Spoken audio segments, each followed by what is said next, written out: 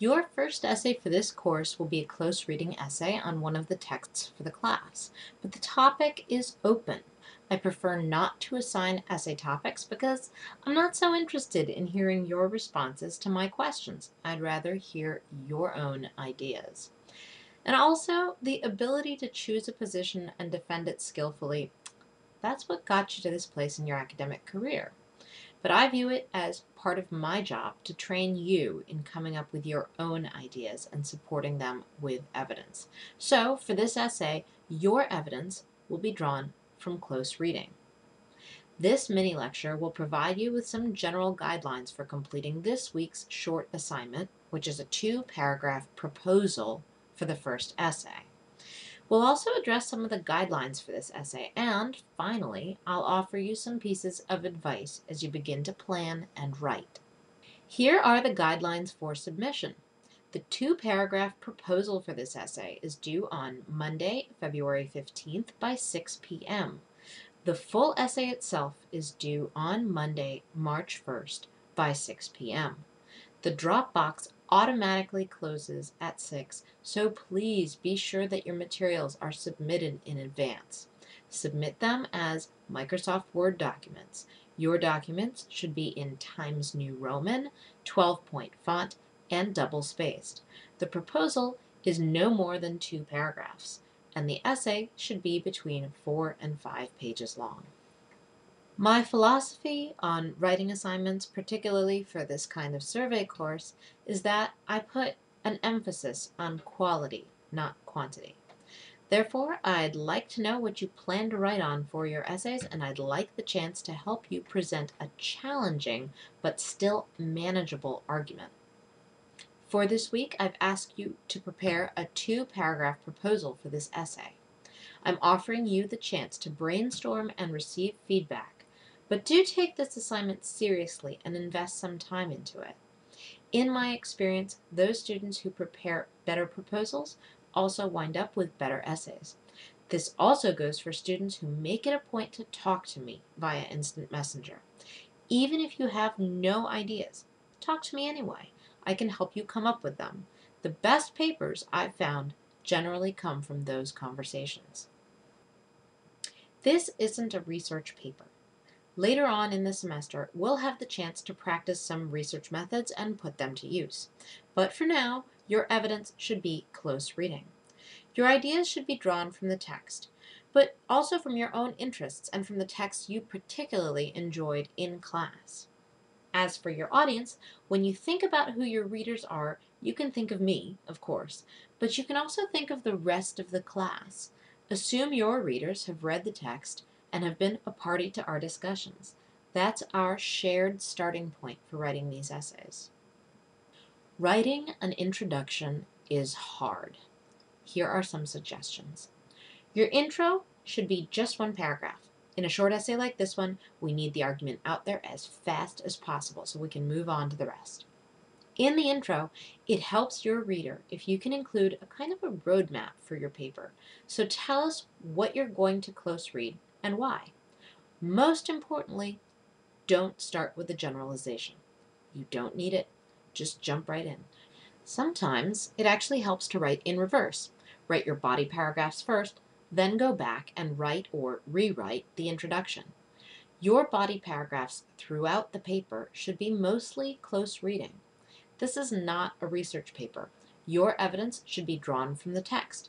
A good rule of thumb is 1 close reading per paragraph. In other words, 1 quotation and 1 explication per paragraph. Good topic sentences will help you start these paragraphs, and a solid analysis will help you conclude them. In your paper, you should always have the last word, so try to avoid ending in a quotation. One of the toughest things to produce is a logical progression between the body paragraphs.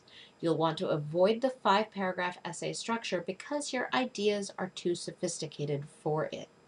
Each paragraph should make its own point and have a discrete purpose, and paragraphs should progress logically from one to the next. Finally, when you're ready to conclude, it's not time to summarize all that you've already said. It's time to summarize the things you would go on to say, but can't. Let your conclusion have legs of its own, making its own new point in the paper. Where might you go next in your thinking? Use your conclusion to speculate about what conversations you would want to have next. For this week, you only have to produce 2 paragraphs for the proposal. I recommend you treat these as a first draft of the intro paragraph and a first body paragraph. Even if you totally revise it and throw out this version, the practice of writing will help. Alternately, write a draft of the intro paragraph and then summarize your evidence in the second paragraph. But here are some suggestions of ways to begin. You might want to use our class discussion as a frame for your essay.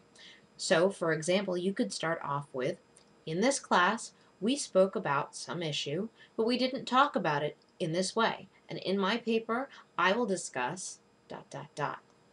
Another fine way to begin is to start with a quote from the text. Use that quote to reveal your argument.